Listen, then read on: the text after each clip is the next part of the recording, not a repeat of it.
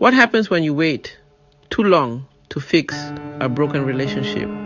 Why do some friendships, once so full of promise, become irretrievably lost, beyond repair, beyond recovery? Today, we're going to talk about a difficult truth.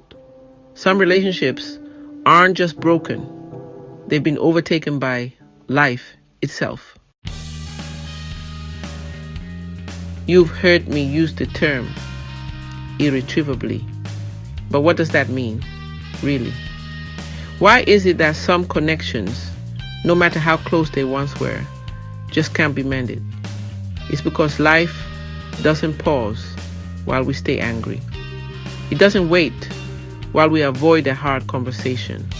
Every moment we delay repairing a relationship, life moves on, bringing with it new people, new pain, new priorities, and new patterns. And when we finally circle back to say, let's fix it, we're no longer dealing with the same people or the same emotional landscape. There is never such a thing as empty space in human relationships. When we don't talk, something else fills that space.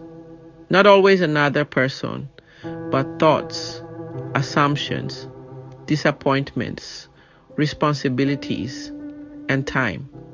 Let me give you a story to illustrate. Emily and Priska were best friends, but one day, Emily had a baby shower and Priska wasn't invited. It wasn't Emily's fault. It was a simple oversight by her other friends. But Priska felt hurt, and instead of talking to Emily, she went silent. She had the upper hand, and she enjoyed it. Meanwhile, Emily was going through a storm she never asked for.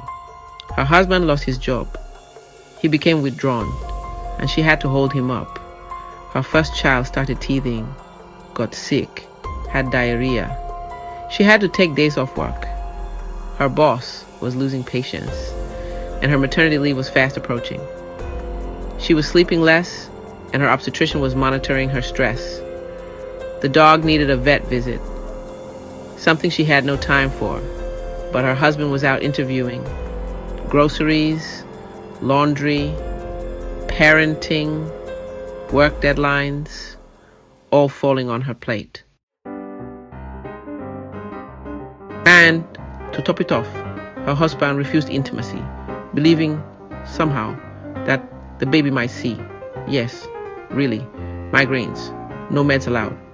In-laws, calling, making travel plans, hormones raging, mood swings, astrological chaos, full moon energy, fear of job furloughs. And through all this, Priska never reached out.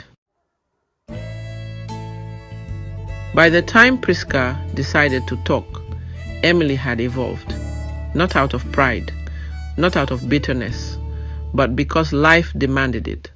Priska was returning to a moment that no longer existed. She was speaking to an old version of Emily, one that had already drowned and been reborn. To Priska, the baby shower was still the issue.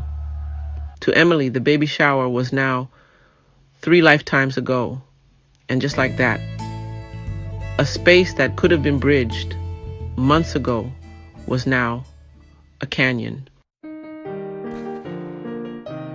Here's the truth no one wants to say out loud. You cannot press pause on someone else's life. When you delay resolution, when you ghost, when you play emotional power games, thinking the other person will just wait there at the last point you left them, you forget one powerful law. Life flows, energy moves, people evolve.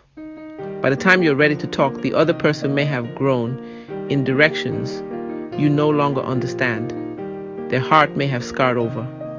Their priorities may have changed. And they're not angry anymore. They're just done. That's what irretrievably means. the good book. The Bible says, do not let the sun go down on your anger.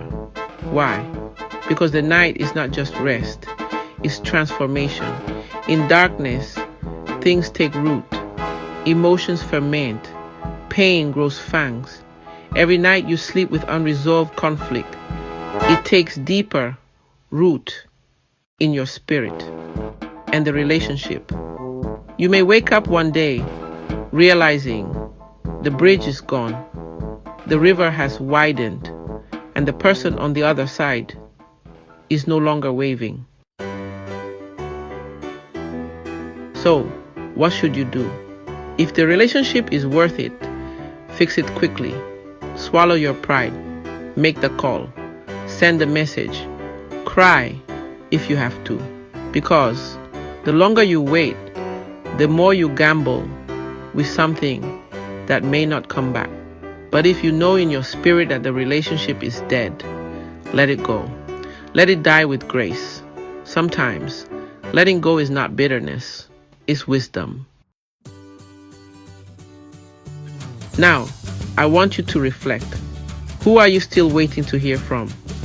What issue are you hoping will work itself out with time?